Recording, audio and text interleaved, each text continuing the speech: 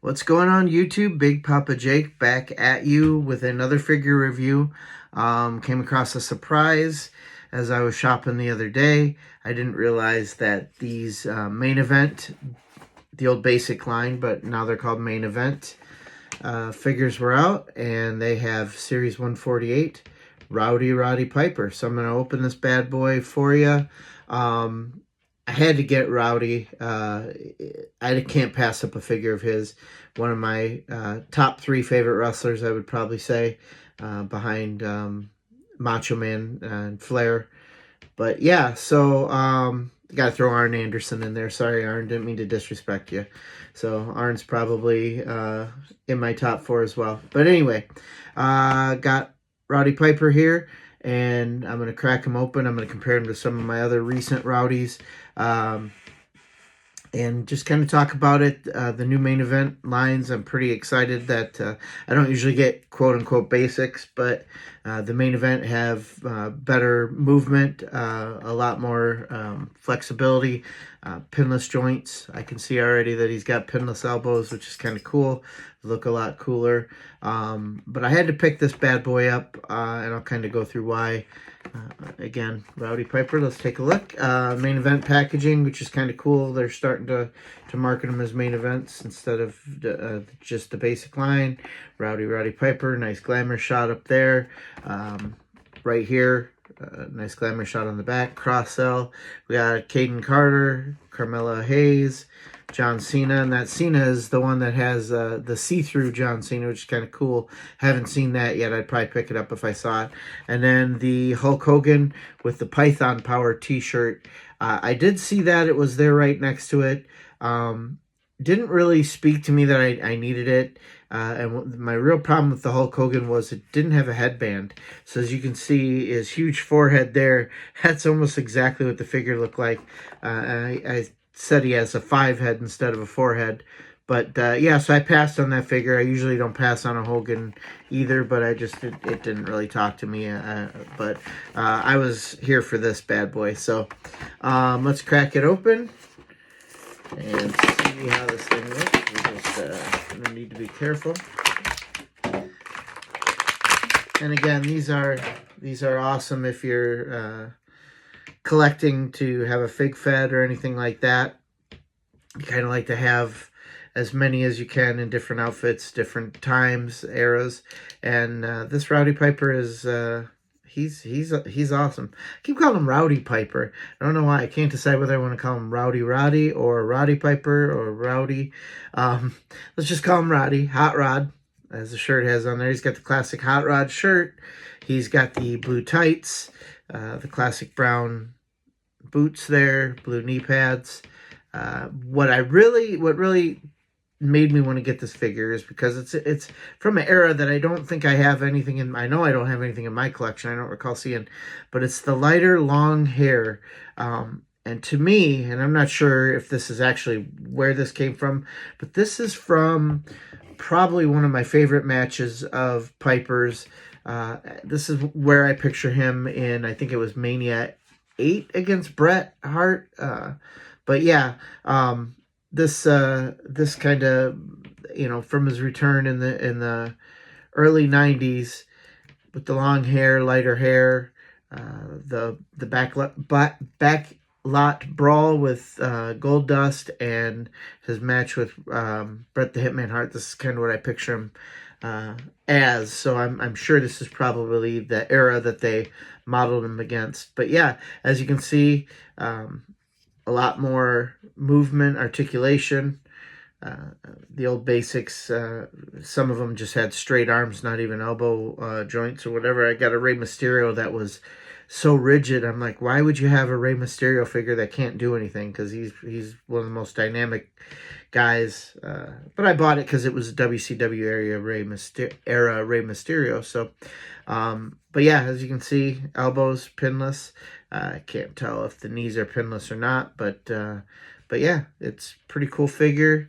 Again, from that era, that early 90s era that I think of Piper when he came back after his movie career for a while. Um, and now I'm going to just compare this. First, let me talk about Roddy Piper. Roddy is, again, I don't want to say he's the greatest of all time, but I tell you, for in-ring, microphone, just, his persona, living the gimmick, this man is pro wrestling. I can tell you, my first exposure to Roddy was back in the Saturday Night's Main Event era, when they would have like the Halloween episode where kids came to his house trick-or-treating, and he was trying to prank them by giving them, big bowling balls that were decorated up as a sucker. And he was just so over the top. I love that kind of stuff. And then the kids ended up leaving some candy for him, and it was real hot, spicy candy, so they got him off camera. You could hear him screaming and yelling because his mouth was burning. Just kind of silly shit like that. Piper's Pit. Obviously, some of the greatest moments of my wrestling fandom happen in Piper's Pit. You got the Andre Hogan confrontation with Bobby Heenan when he first comes out with Andre. That's in Piper's Pit. You got the coconut across Jimmy Snuka's head, things like that. Some of the best gimmicks and matches were born in Piper's Pit. So this man is, again, he's I'm not going to say in the greatest, but in my favorites, he's on the Mount Rushmore, again, along with Flair and Macho Man and Arn Anderson. So, but yeah, Roddy Piper is definitely the man. So I had to pick this up. I have another basic in my collection, but I didn't pull it out there, that came with the, I believe it was Ricky Steamboat and Macho Man 3-pack, way back, probably in 2017 or something like that. I don't even know why all three of those were in the same pack, but I definitely picked that up, having Macho Man and Steamboat too. So, but that was just the plain blue shorts or tights, elbow pad or knee pads. Boy, I'm having a hard time today. Knee pads and boots, just like this without the shirt. But again, I was here for this. I had to pick this one up. Look in your local Walmarts or Targets. I'm not sure if it's exclusive, but so just to compare it to a couple of my other, I'll say more recent, here is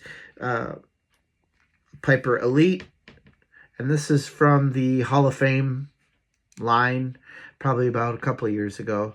Love this figure, but again, the hair isn't quite as long or as light.